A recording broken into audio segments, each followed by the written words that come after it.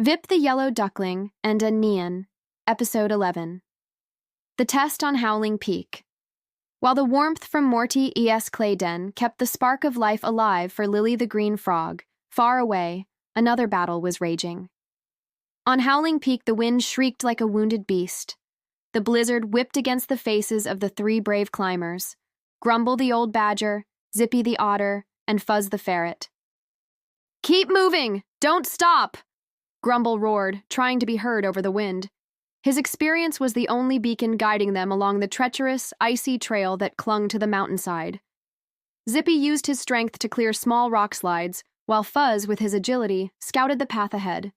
They had almost reached the place Grumble's memory pointed to, but they stopped short before a great chasm. The rotten log bridge the badger remembered had been washed away by a storm years ago. On the other side, they could see the faint blue glow of the cold snow flower, but their path was cut off. Despair, colder than any blizzard, washed over them. "It's over," Grumble mumbled, his voice full of bitterness. "My knowledge is outdated. I have failed." For the first time, his friend saw helplessness in the eyes of the forest's ancient guardian. Zippy and Fuzz looked at each other, the fear of failing Lily clutching at their hearts. But in that moment of hopelessness, Fuzz suddenly noticed something. "Wait!" he yelled. "The bridge is gone, but look!" He pointed to a thick, strong cluster of vines hanging from a rock outcropping on the other side. "It's not a bridge, but it could be a path." Grumble dismissed him. "Useless. Those are the reckless acrobatics of your kind, not the way of true mountaineers." "But it's the only way," Fuzz shot back, his voice holding not impulsiveness, but a strange new certainty. "Trust me, I won't let everyone down again." Grumble looked deep into Fuzz's eyes.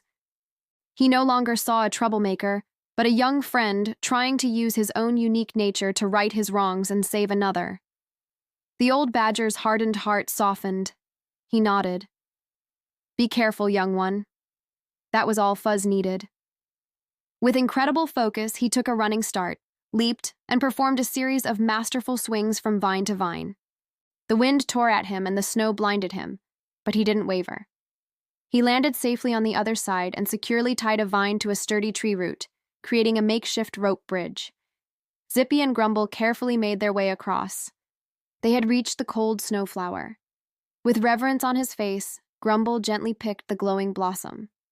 The journey back was even harder, but now they were armed not only with Grumble's experience, but also with trust in each other. When they finally returned to Starlight Lake, exhausted but triumphant, the first thing they saw was a thin wisp of smoke rising from Morti's clay den. Nhien and Veep rushed out to greet them, their faces a mixture of joy and worry.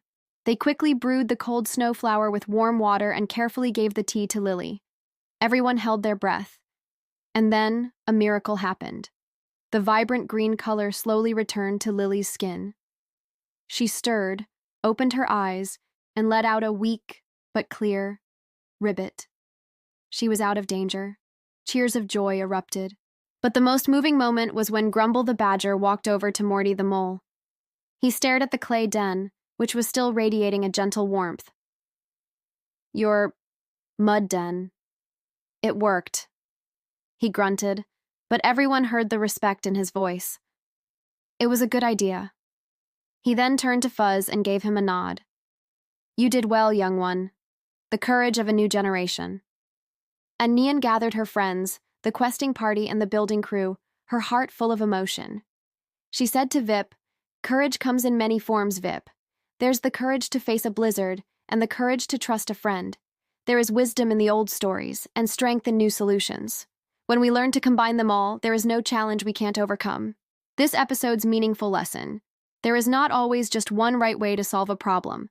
The wisdom of the past and the creativity of the present are both incredibly valuable.